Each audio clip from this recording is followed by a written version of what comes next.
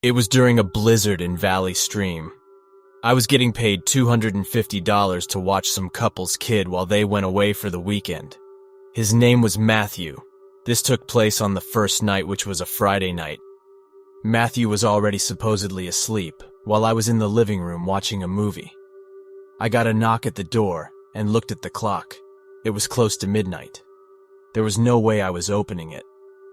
Not even 10 seconds later, I heard the sound of 2 or 3 men angrily banging on the door, telling me to open up. I felt like my heart was about to stop. I took a peek through the blinds, and there was somebody standing right on the other side of the window.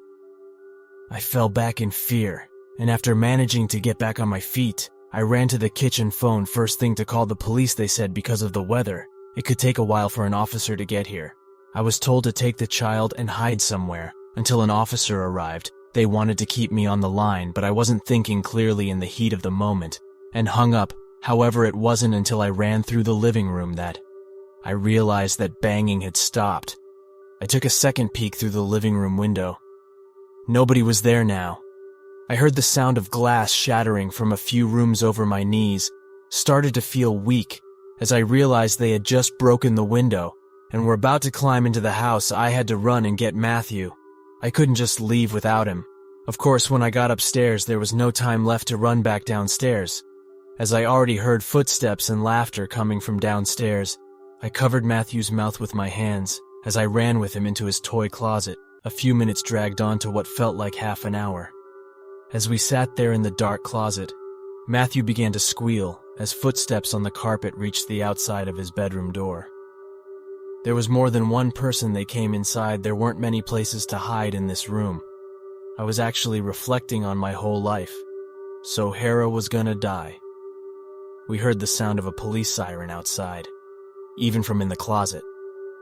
And then I heard one of the men in the room mutter, "Oh shit." I opened the door back up as I heard at least 3 pairs of footsteps hurry rushing down the stairs. They didn't get far, as the police later found their footprints in the backyard leading to our shed. There were 5 men in total, and they were all arrested.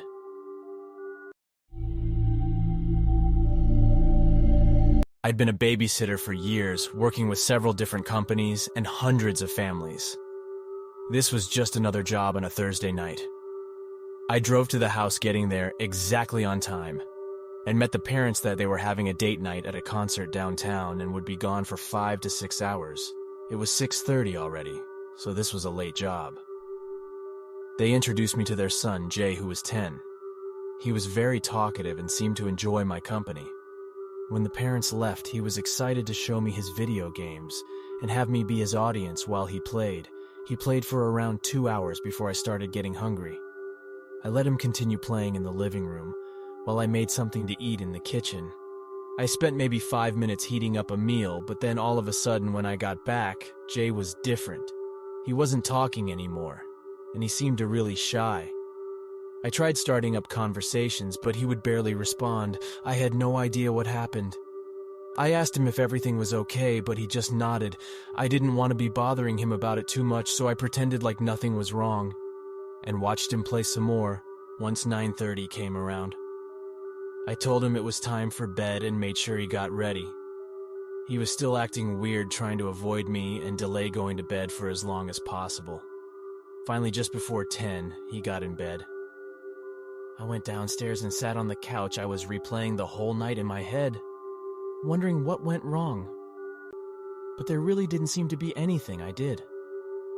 I left him alone for a few minutes while I made food, and then it was like he just flipped a switch. While I was thinking on the couch, I heard Jay upstairs. He was walking down the hallway and then opened the door. I quickly went upstairs to see what he was doing, but he wasn't in the hallway.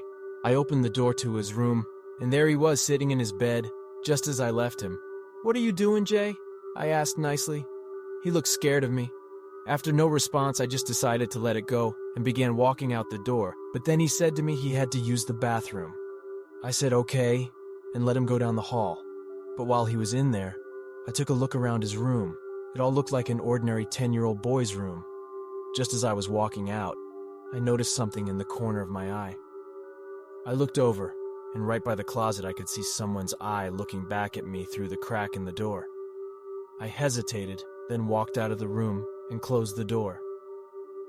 I listened and didn't hear any movement in the room. As soon as Jay came out of the bathroom, I told him to be quiet and rushed him downstairs and into my car. I dialed 911, and as we waited for them to show up, I asked Jay if he knew someone else was in the house. He was quiet, not responding to me at all. When the first officer came, he went right inside and caught the man walking around. Upstairs, he looked like a 30-year-old creep when questioned. The man said he was a friend of Jay's and that Jay even let him in the house to babysit for the night. Strangely, when the parents got home, they basically pushed me away and didn't give me any more updates on what happened. There was obviously something really weird going on because Jay was very scared of him. I don't know if they knew each other or if this was a first-time encounter, but I hope it was all dealt with